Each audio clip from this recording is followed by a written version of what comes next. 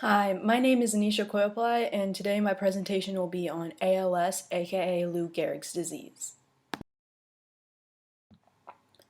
So, what is ALS? ALS is a form of motor neuron disease. According to the ALS Association, ALS is a progressive neurodegenerative disease that affects nerve cells in the brain and the spinal cord. ALS causes motor neurons to deteriorate and die. And so when motor neurons die, the brain can no longer control muscle movement, and it's essentially like a brain living in a body that can't work. So this slide shows a normal spinal neuron on the left and a diseased spinal neuron on the right. And as you can see from the pictures, the normal spinal neuron, like the nerve fiber, looks completely normal and healthy, but on the diseased spinal neuron, the affected nerve fiber is very thin and deteriorated. And also on the bottom, you can see the skeletal muscles for each. The normal spinal neuron has a healthy skeletal muscle, while the diseased spinal neuron has a deteriorated skeletal muscle. There are two different types of ALS.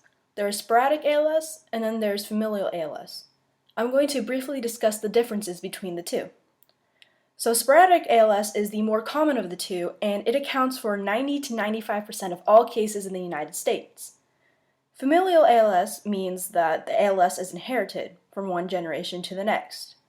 FALS accounts for 5 to 10% of all cases in the United States. Now, I'm going to briefly discuss some statistics regarding ALS. ALS typically strikes people between the ages of 40 to 70 for new-time cases.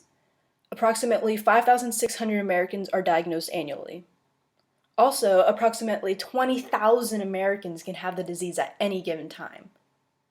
For unknown reasons, military veterans are twice as likely to be diagnosed than the general public. So this is baseball player Lou Gehrig, and ALS is commonly known as Lou Gehrig's disease because of him. So, why is ALS also known as Lou Gehrig's disease? Well, for one, Lou Gehrig is probably one of the most famous people to be diagnosed with ALS. Lou Gehrig played for the Yankees as a first baseman from 1923 to 1939. He's credited with a very strong batting average. In 1938, his batting average declined, indicating that something was wrong and concerning fans across the nation. In the 1939 season, he only managed to get 4 hits in 8 games, and he could no longer throw the ball. Mayo Clinic diagnosed him with ALS that same year, ending his 2,130 consecutive game streak. He died from ALS in 1941. There have been recent attempts to create awareness for ALS, and one such attempt is the Ice Bucket Challenge. The Ice Bucket Challenge made its way across social media for months. So, as I said before, the Ice Bucket Challenge attempted to raise money for ALS recognition, and the ice created a temporary feeling of paralysis for the person who did the challenge.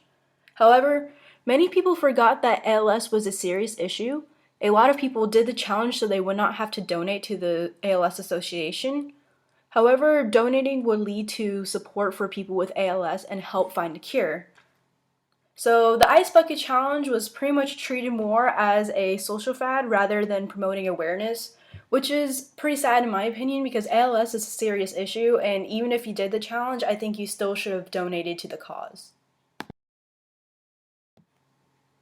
Another attempt to raise awareness for ALS and motor neuron disease in general was the 2014 Academy Award-winning movie, The Theory of Everything.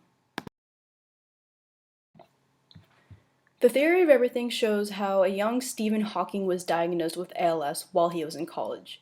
However, alongside his wife, Jane Hawking, Stephen Hawking managed to overcome ALS and become the famed scientist he is today. This is a rare case of outliving ALS. The movie garnered critical and audience praise. So, to conclude, ALS is a serious yet rare disease. However, it affects thousands of Americans.